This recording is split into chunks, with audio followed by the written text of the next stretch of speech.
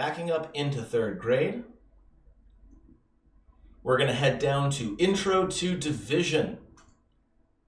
Now, division can be a very, very intimidating topic, especially since it leads to fractions. But before I continue about why I hope I can make it a little bit less scary, I do want to make sure, as always, that I highlight these videos right here that you can find on Khan Academy. They're right next to the problem sets that we've been doing. I strongly recommend it. You can see cat pictures like this, and they are very, very well said. They are well spoken. The ideas are excellent, and they are very understandable and accessible.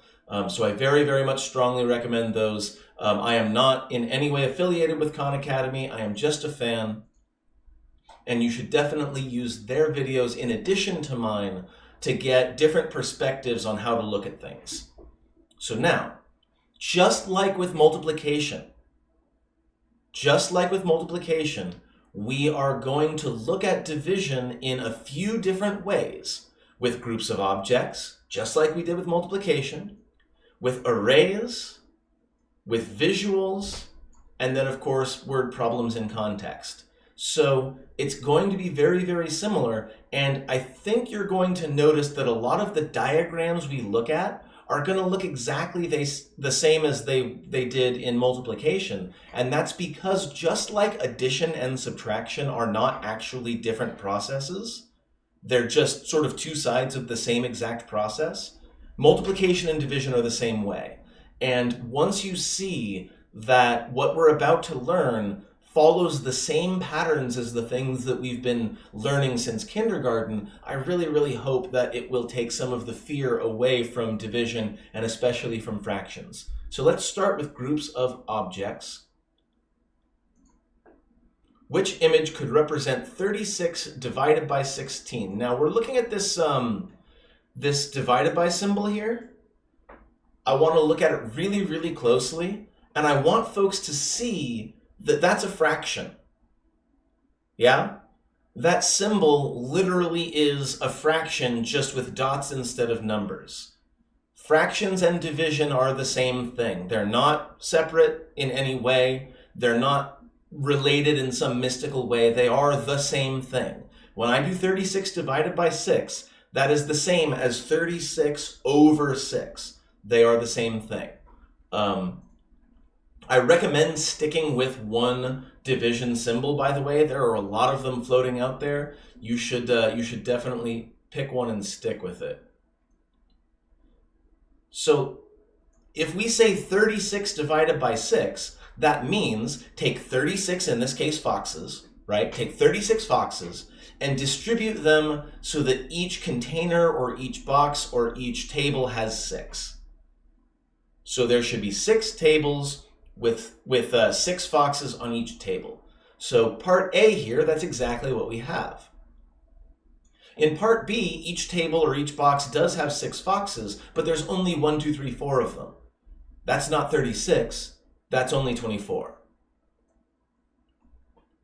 So the idea is that 36 divided by 6 is 6, because if I take 36 foxes and I evenly distribute them on 6 tables, each table will have 6 foxes. This is another thing that you can visually show your kids.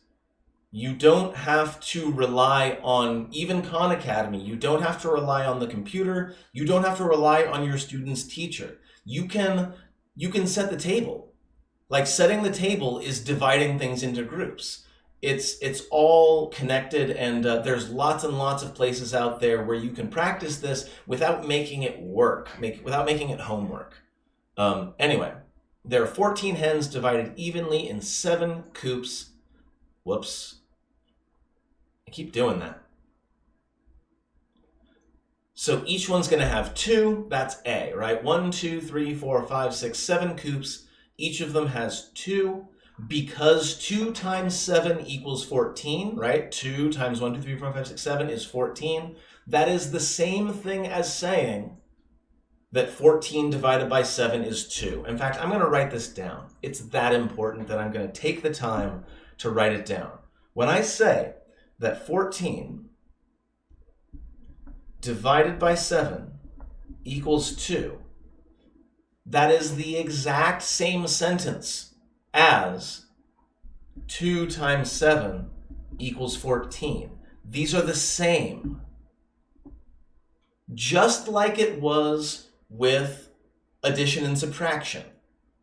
We spent many, many videos over and over saying things like 5 plus 2 is 7 because 7 minus 2 is 5. We said these things over and over and over again, and those same patterns are going to be the same with multiplication and division. I really hope that makes sense, because this can be a big stumbling block for a lot of folks. This looks like it is 4 times 1, 2, 3, 4, 5, 6, 7 ladybugs, or 7 containers of 4 ladybugs. So 7 times 4 is 28. So this would be 28 divided by 1, 2, 3, 4, 5, 6, 7. 28 ladybugs divided into 7 containers. And again, let's talk about the word divided. We already know what the word divide means. It means essentially to hand out, like to arrange, right? To break apart into equal pieces. Well, not always equal pieces, but in this case, it's equal pieces.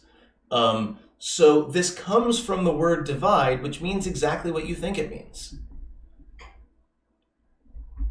So again, it's not a big mysterious piece of vocabulary. It's just a normal piece of English that we have adapted for math.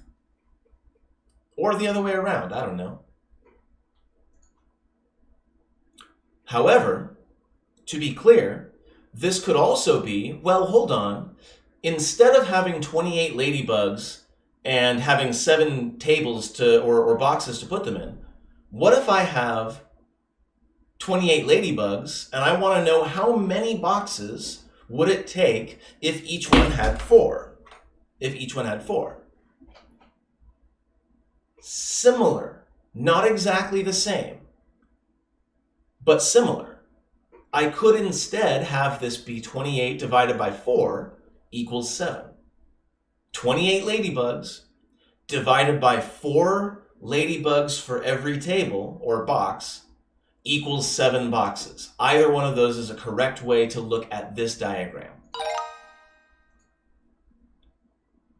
Cat walks 30 dogs. She walks 5 dogs at a time. That is one fit person. So 30 dogs, 5 at a time, that's 30 divided by 5 is 6.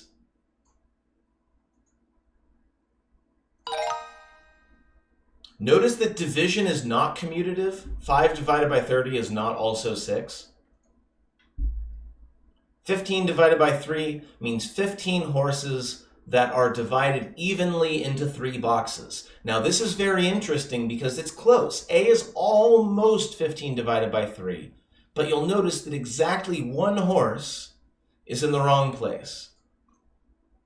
If this horse right here was in the pen on the right, then it would indeed be 15 divided by 3. But because those are not even groups, the only correct answer is B. Paolo has 27 apples divided evenly in 3 bags.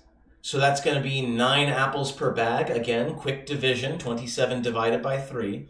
And just as we were doing with addition and subtraction, we are going to have to use context and wording and vocabulary and normal reading comprehension to try to determine whether the problem wants us to do multiplication or division, just like we did with addition and subtraction.